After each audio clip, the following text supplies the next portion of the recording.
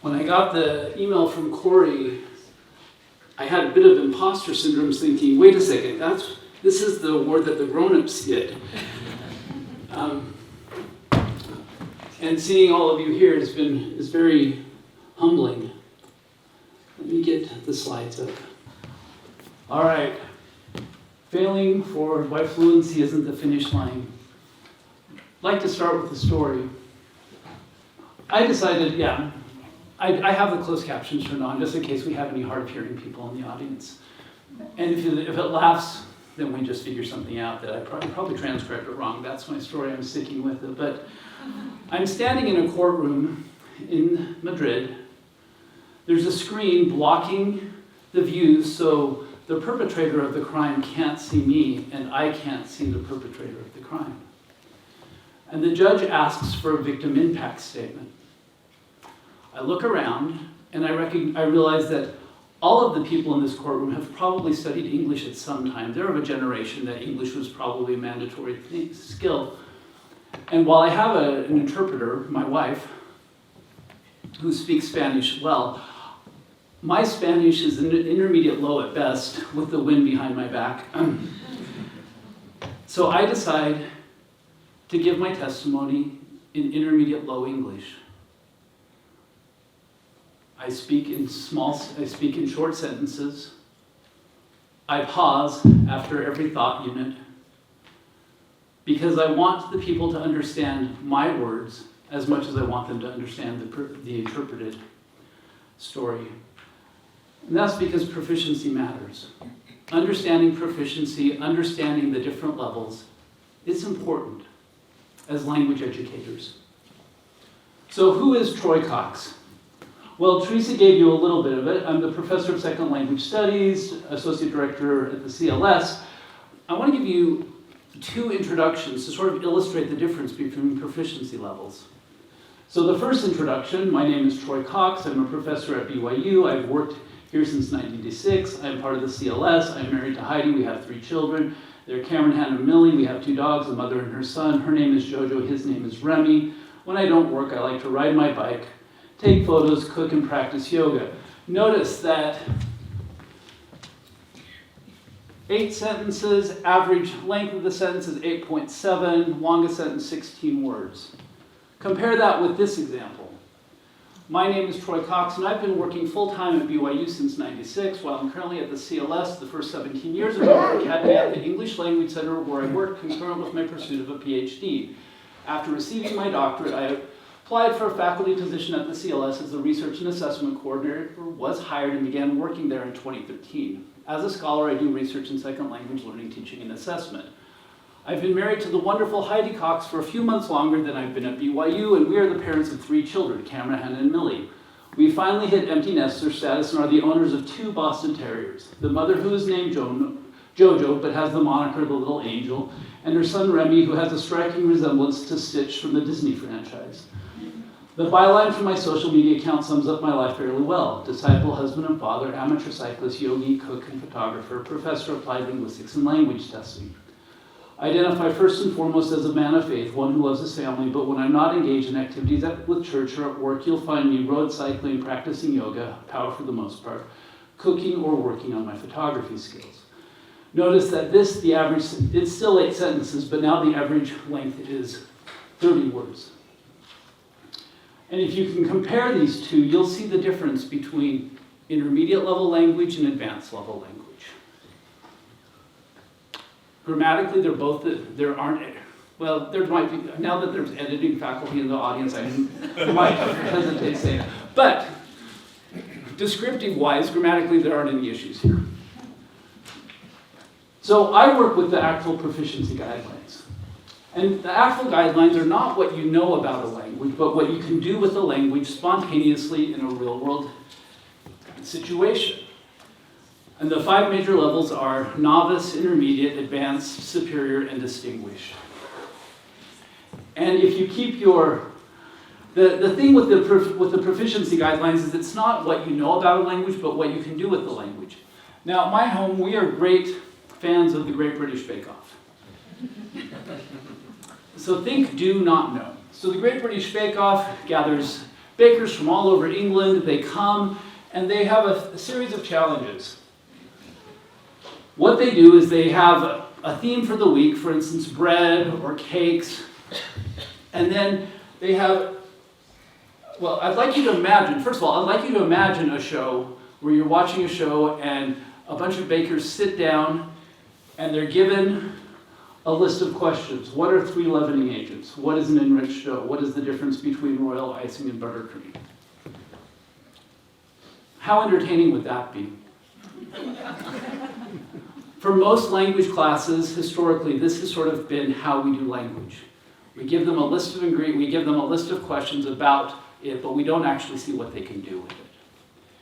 Now with Bake Off, there's a signature bake and a showstopper bake, and the bakers have the opportunity to practice over and over again, and they see what they can do when there's time pressure.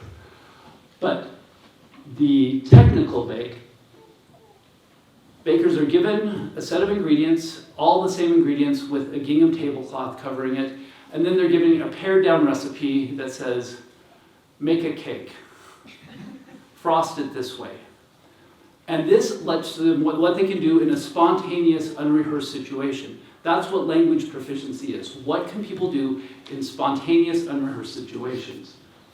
So we have the novice, the intermediate, the advanced, and the superior, with differences with text type, content, accuracy. The functions vary. And what we do is we look for a confluence of those, and then we can determine what a major level is, whether it's intermediate or whether it's advanced.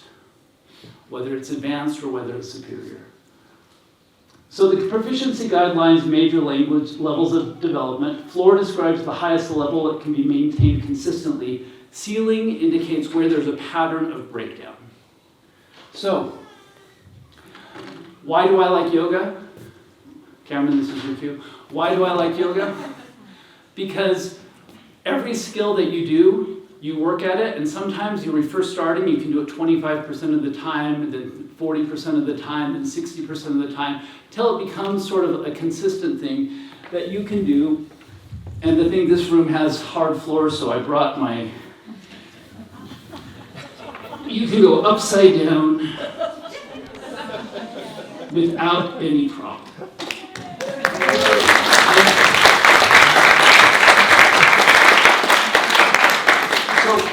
At this stage, headstands are a floor. I have no problem doing a headstand. Right now I'm working on handstands. And I was able to, when I was at the studio this morning, one of my mentors there, she walked in and she said, Troy, I saw that you were up for like 5 seconds. And I was. And it's easy to do some things when you're in a safe space where you're being monitored. But real world handstands are different than doing it in a studio when you have a pad, right? So, I'm going to tell you a small story. Brunelleschi's dome was created 15th century in Italy, not my Italian colleagues in the Italian department, when the Medici family brought together, having a lot of money but not having any political leaderships, decided, well, how can we exert some influence? Well, we can do this through soft power. And so they funded arts and intellectual arts and architects.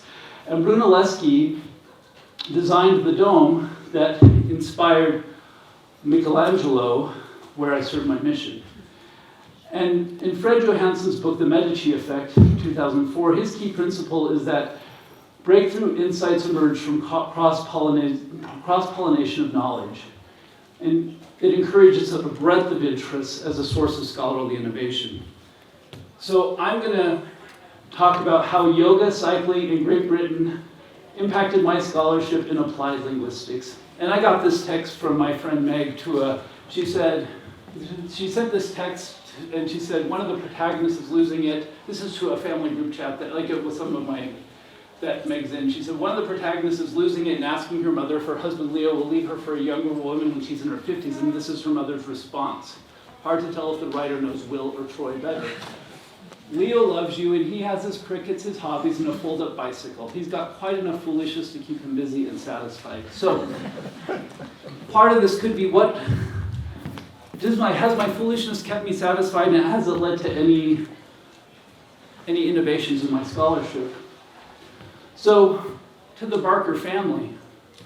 I was first introduced to proficiency back in 1996 when Chantal Thompson did her presentation on proficiency and authentic learning material. I was actually a senior in the linguistics program at the time.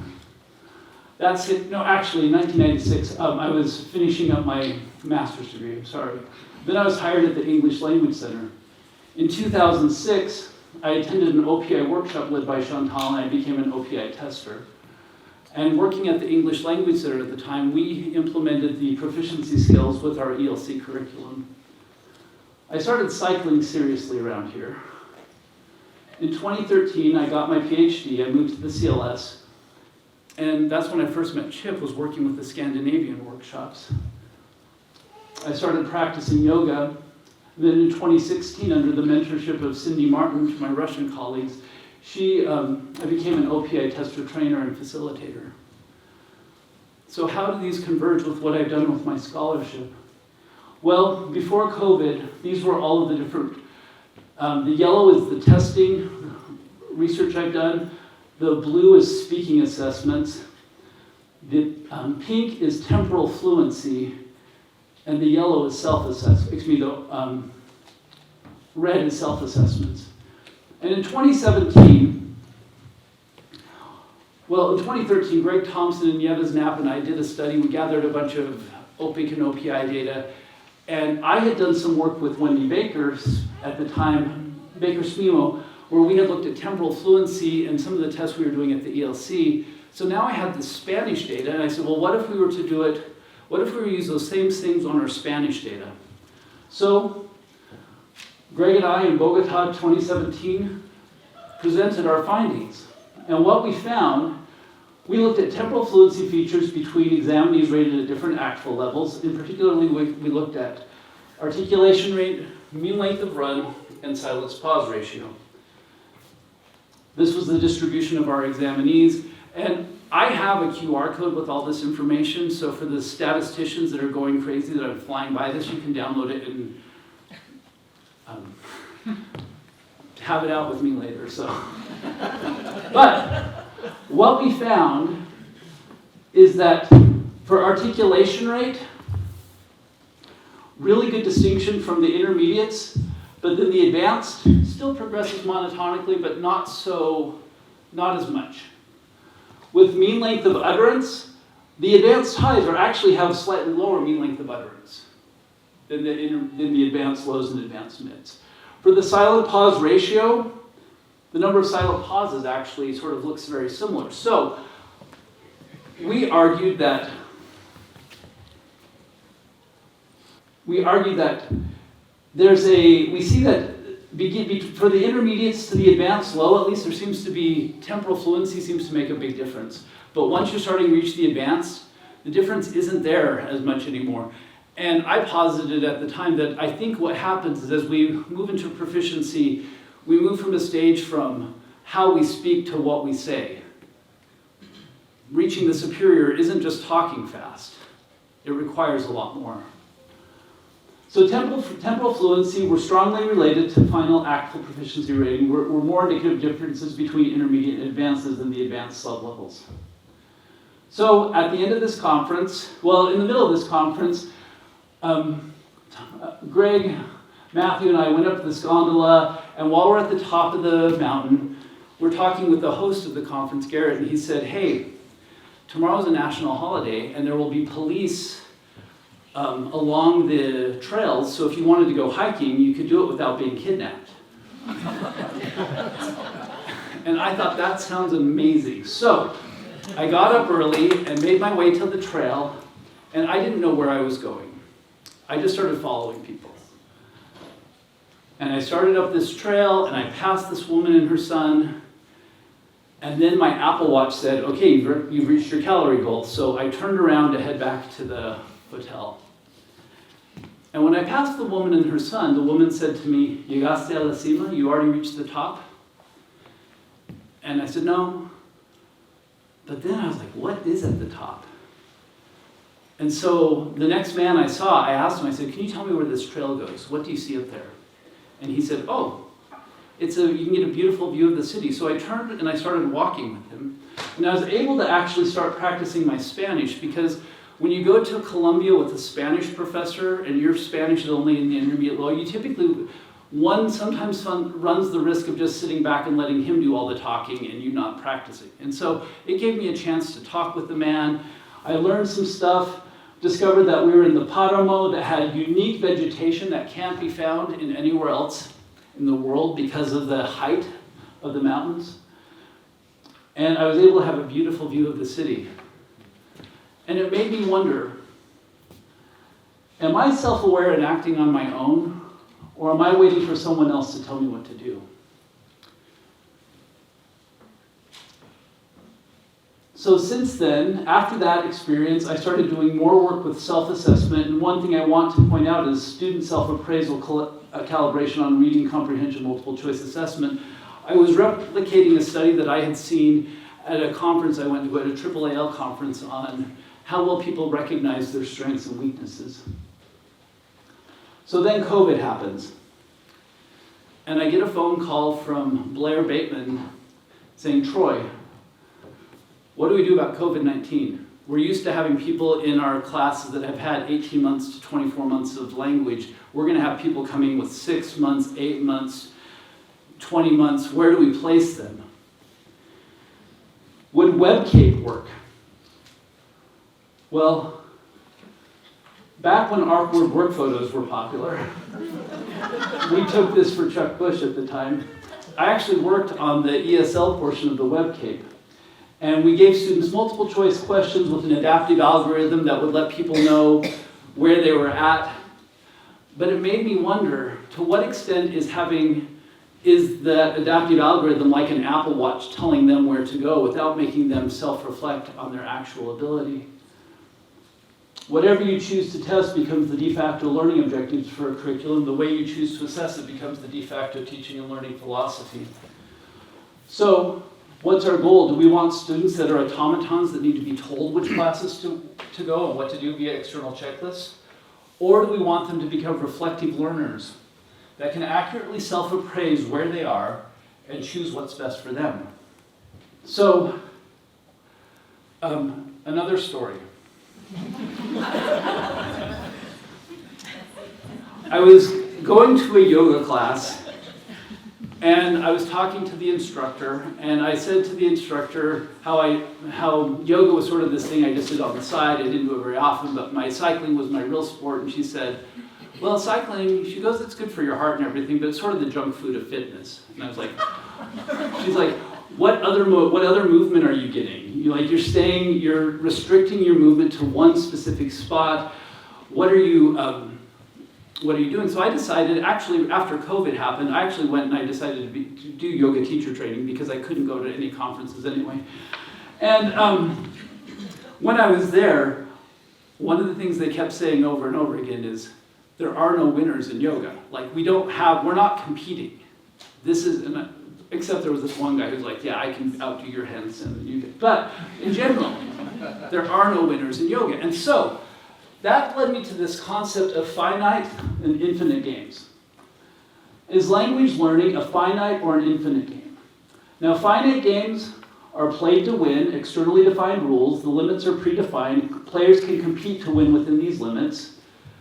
Infinite, they're played to keep on playing. Internally defined rules. Limits are not defined. The goal of the player is to stay in the game. So, a football match, that's win or lose. But being an athlete, that's a finite game. But being an athlete for the joy of the game is infinite. Publishing a paper, accept or reject, that's a finite game. But being a scholar for the joy of discovery, that's an infinite game. A job interview, hired, not hired, finite game. Having a career that's fulfilling, infinite game. Going to church, finite game. Being a disciple for the purpose of fulfillment, an infinite game. So what is language learner? Finite games can be within infinite games, but infinite games cannot be within finite games. James Carr said, to be prepared against surprises, to be trained, to be prepared for surprises, to be educated. So is our goal language training or education through lifelong learning? one concept that we have in the testing world is whatever you have on the test, people are going to prepare for it. People are going to study it, they're going to look at it, they're going to practice it. So what could I have on my test that could help give the students the message that we want language learning to be an infinite game? So here's Bloom's taxonomy, and WebCape was really good at this remember, understand, factual information up in this quadrant. But could we create an instrument that would give us some information about strategic knowledge, knowledge about cognitive tasks, including appropriate contextual and conditional knowledge, and self-knowledge? So what did I know at this time? When they asked about, could we create some kind of test? Well, I knew that temporal fluency features co-occur with students at the advanced levels. So the intermediate highs, advanced lows, advanced mids. So if we could get speech sample, we could probably run it through PROT and at least get a good idea of whether they should be in 321 or 206.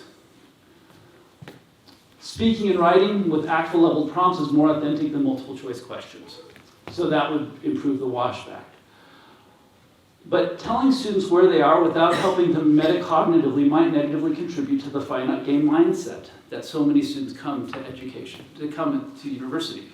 They're here to win a game, and then they'll quit. They'll quit lifelong learning. So was there anything that we could message with that? So we developed, Matthew Wilcox and I and others at the CLS, we developed the LASER, the Language Ability Self-Evaluation Resource, as a self-assessment tool. And the idea was that if we ask students questions on self-assessment and other things that they actually have agency and control over, like it would be great to know, yeah, I was born into a bilingual home, but that doesn't really help the student that's not born into a bilingual home. So what could we do? So we included, we gathered their background, but we included the willingness to communicate skill, language learning grit, and the self-assessment of their speaking and writing. So I'm going to share now some of the research that I've done with that on self-assessment, testing, and willingness to communicate. So grit. Do grit scores differ significantly across different OPIC levels? So I'm going to tell you another story. I started my PhD in 2008. And, well, actually, I'll back up because my mom's here.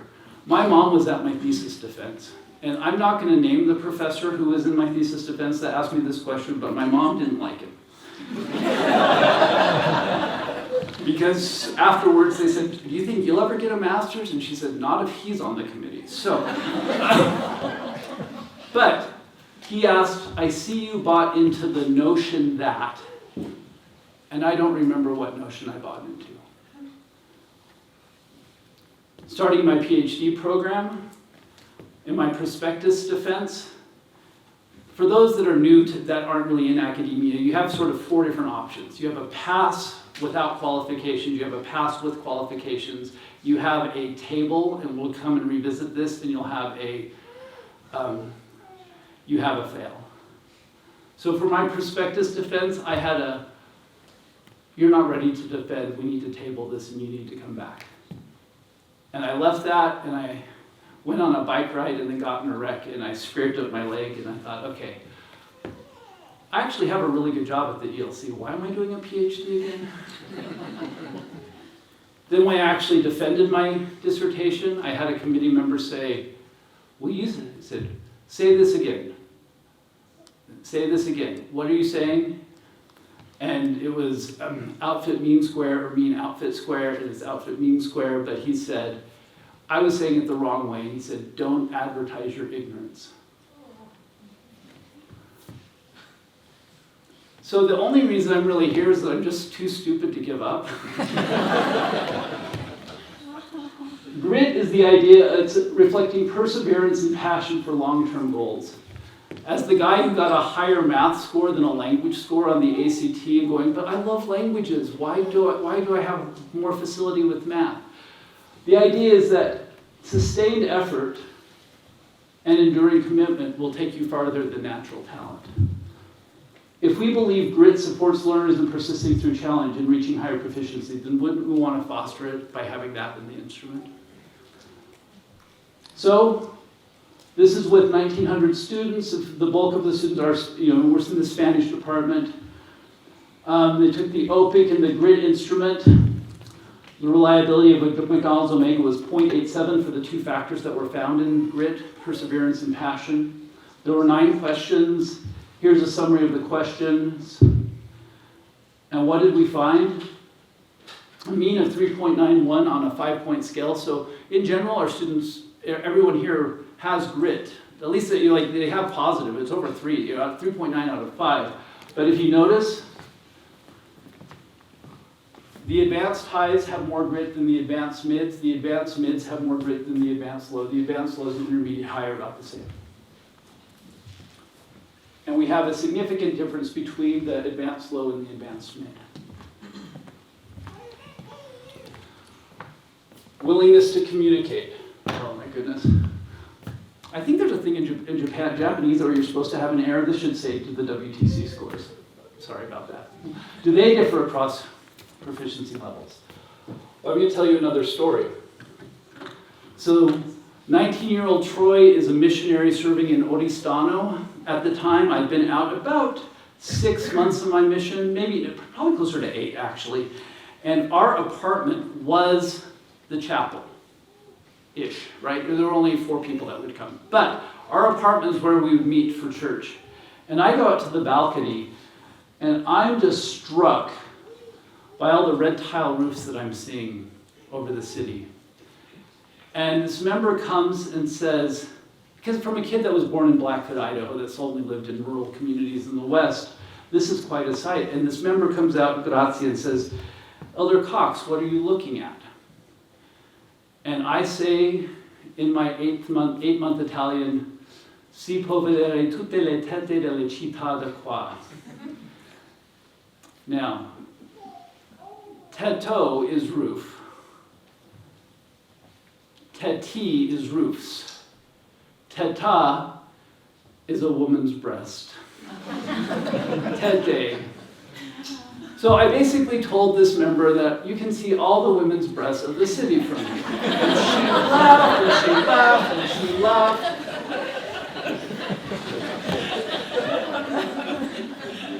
But do you think I've ever forgot the gender of roof?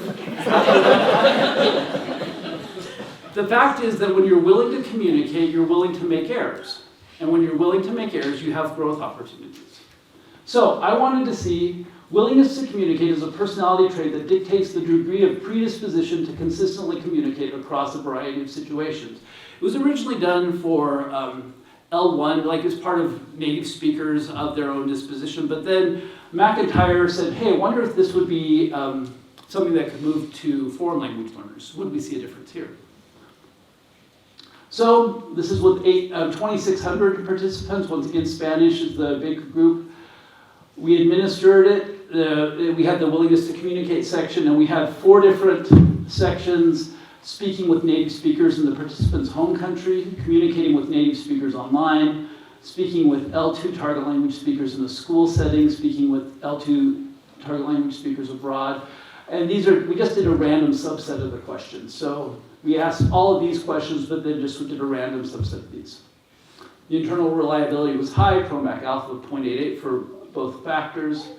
And here are some of the questions. If I had encountered some native speakers in the street, I hope an opportunity would arise that they would talk to me.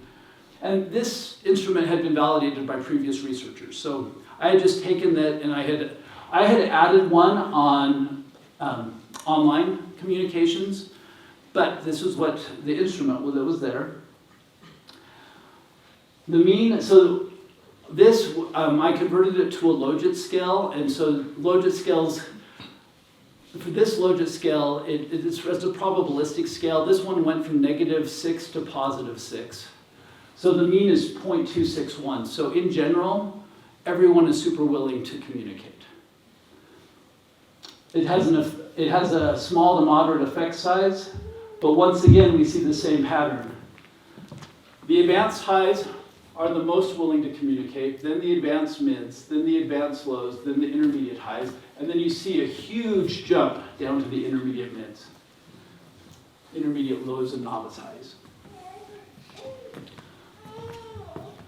So self-appraisal accuracy. I'm going to tell you another story. So about, I think 15 years ago or so, back before I decided to be a road cyclist exclusively, I had my mountain bike. And this is one of the reasons why I switched to being just a road cyclist. But I went out and I decided to go ride sort of above the water tower near my house. And as I was going, all of a sudden my heart just started racing. And I was going slow. And I heard someone come behind me, and I tried to speed up so that they wouldn't pass me, but they passed me. Then I heard someone else come, and I was trying to speed up, but I really couldn't, and he passed me, but he was hiking. So I got off the bike, I looked at my heart rate monitor, and it said my heart rate was at 222 beats per minute. And I thought, well, this stupid thing is broken. So I got on my bike, and I turned off the main path and started going up a single track. And I thought, sort of had the impression, you know, Troy, you should probably turn around and go home. So I turned around, I got home, took a shower, lied down in bed, put my hand on my heart. My heart was still racing. And Heidi took me in to see, we went to the Instacare first, and they said, this is your heart, you should go to the ER. We went to the ER, and I was in atrial fibrillation. They put patches on me, and Heidi saw them, shocked me, and it got me back into a regular static rhythm. And it made me think, isn't this interesting that you have external evidence, you feel bad, you have external evidence of feeling bad, but you don't have the self-appraisal to actually recognize that where you're at. So it made me think, well, how many of our students are like, well, they don't use the subjunctive in this part of Spain where I served. Are they just not aware that, is there something that we can do with their self-appraisal? So, self-appraisal provides insight into learner metacognition. How well do students understand their own ability? Now, learners often misjudge their ability due to the Dunning-Kruger effect, where lower proficiency people lack the knowledge to recognize limitations, and higher proficients understand the complexity and thus often underestimate their skills. So, if we can help students have better self-appraisal, then they can more accurately self-assess what class to go into and what they should do to be a lifelong learner. So if we believe accurate self-perception preserves growth, wouldn't we want to foster it? So the Dunning-Kruger effect is a bias whereby some people with low ability, expertise, or experience regarding a certain type of task or knowledge tend to overestimate their ability or knowledge. And I love this graphic where when you first start something, you know nothing, you have high confidence, and they call this the peak of Mount Stupid. Then you start realizing all that there is to learn, and you hit the valley of despair, and then you start reaching this plateau of sustainability. So, the fact is that we are all subject to the Dunning-Kruger effect, but are we aware of it? And I often ask myself, the minute I start doing something and I feel that it's really easy, I keep thinking, am I at the peak of Mount Stupid right now? Or have I not seen the whole picture? So, this is 2,600 students. This is the same population that I put up for the WTC, the willingness to communicate scale.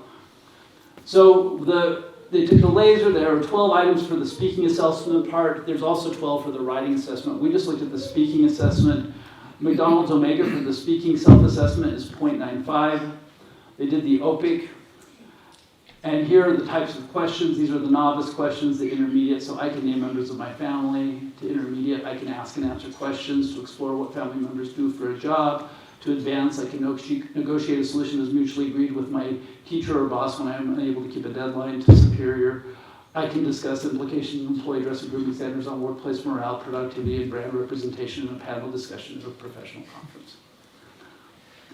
So you take the OPIC rating, minus the self-assessed rating. 0 is perfectly calibrated. Positive number of students overestimate their ability.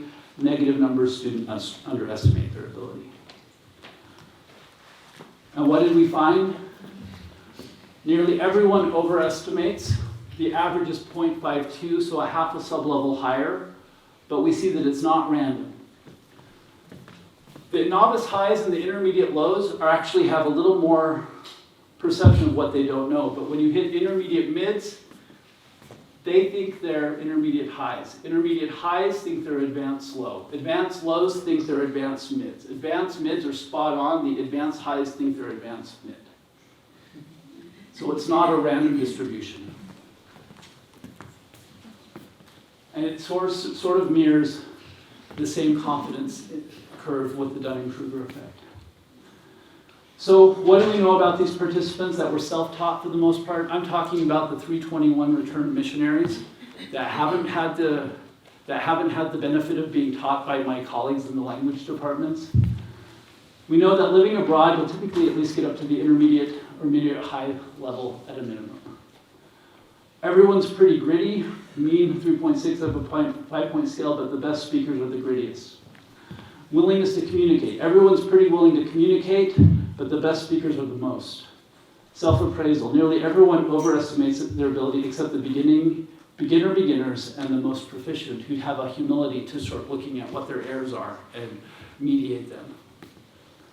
So how have yoga, cycling, and Great Britain impacted my scholarship in applied linguistics? The British cycling team and David Brailsford, he pioneered marginal games philosophy, focusing on making 1% improvements in every area: nutrition, equipment, sleep, mindset, and more, leading to a cumulative performance boost. They developed high-performance culture, implemented data-driven training, personalized athlete support, and obsession with excellence in small details. And if you improve a little bit with your willingness to communicate, if you improve a little bit with your grit, improve a little bit with your humility, then you'll likely see small incremental improvements. In Adam Grant's book, Hidden Potential, the people he references in the book that were polyglots, he said, they weren't exceptional students in school, nor did they have exceptionally high IQs. Their secret, they sought discomfort.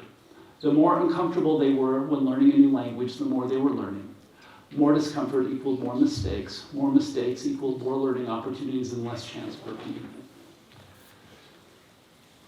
So, one of the things, we have the language sciences lab, and we've been doing language proficiency interviews down there. And one of the things I asked Caitlin to do is, hey, when we get an advanced, high, or superior, would you just interview them and get some advice for other students on what they were doing? And so Caitlin started doing that. And this is the number of students that agreed to come and be interviewed. This is just a convenient sampling. And here are the different languages. You can find this on the website of the Language Sciences Lab. But the advice that these students gave: immerse yourself, use music, media, and real-world input daily. Take risks, don't be afraid to make mistakes and push beyond comfort. Stay motivated, set clear goals, and connect learning to personal purpose. Practice consistently, speak often, and keep a regular routine. Seek feedback, work with conversation partners or native speakers. Reflect and adjust, monitor progress, and adapt strategies. And if you categorize, you'll see that it falls under willingness to communicate, grit, and self-appraisal. So, does the laser work? I hope so. I hope there's at least some positive washback that instructors can use so students can take responsibility and become lifelong learners. And at a minimum, I don't think it's hurting them. So, are there any? You can download the slides here. I've got 5 minutes for questions.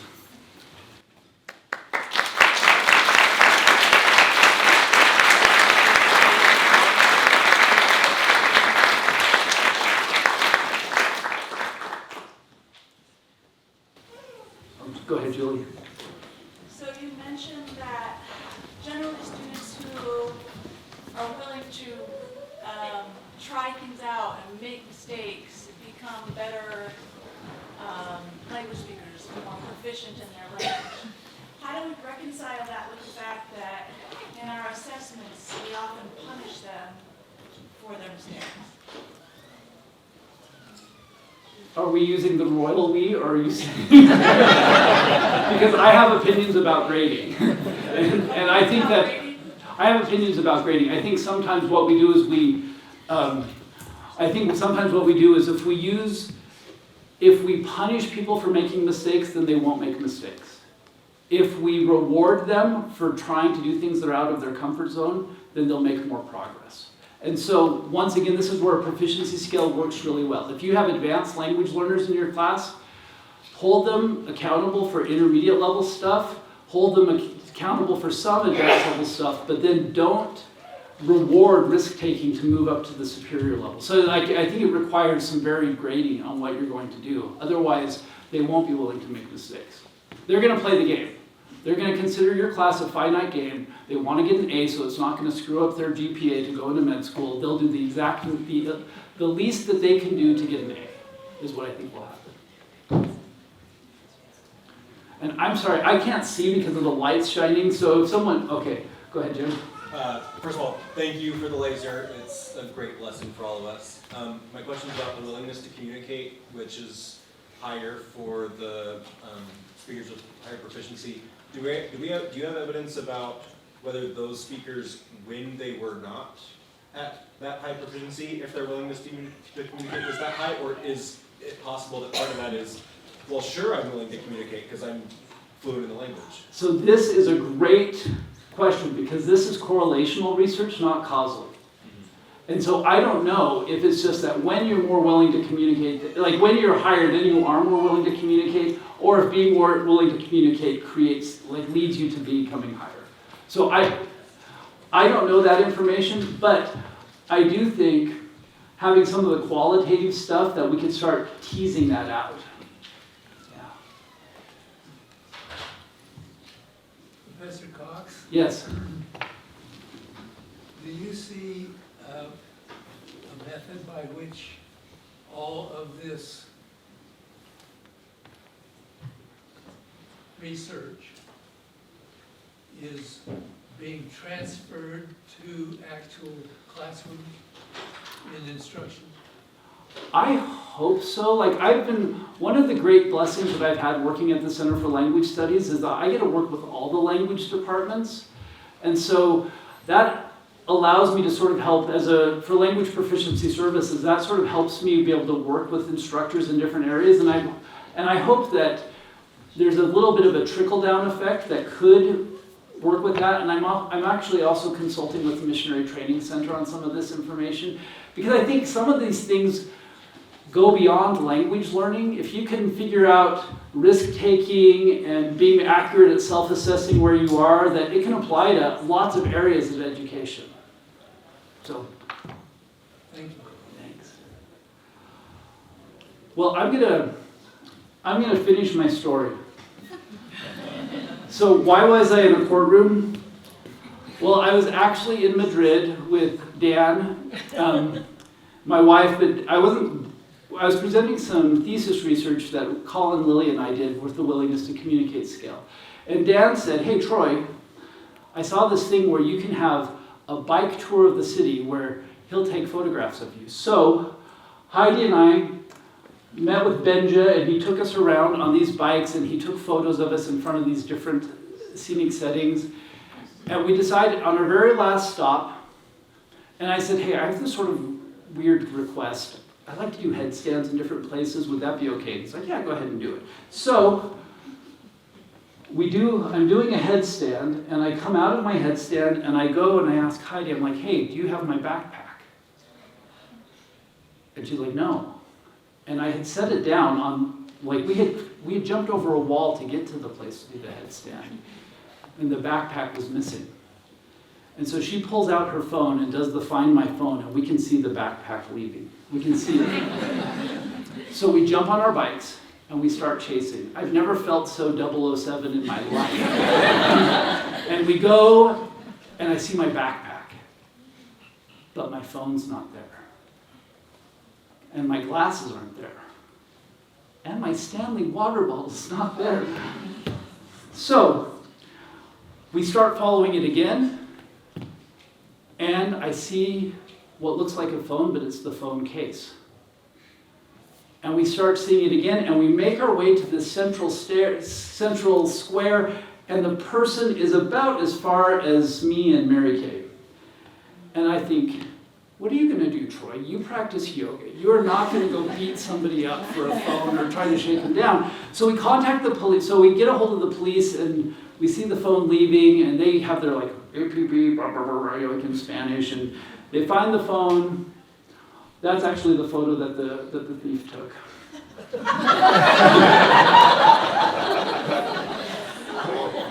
And the police were able to recover my phone.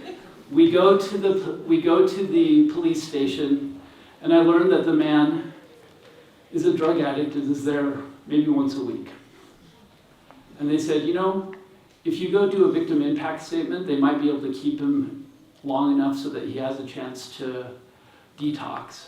And I thought of a friend in my ward that has a son that suffers from addiction, and I thought, I hope we're going to go ahead and do this, because I hope that this will give this person a chance to recognize their mistakes and to resolve and become a better person. Because my mantra, since I started in the last few years, has been, my goal is to be less of an idiot today than I was yesterday. It's a 1% increase in improvement, but it's not so overwhelming that it gets me depressed. So anyway, thank you very much. I appreciate your time.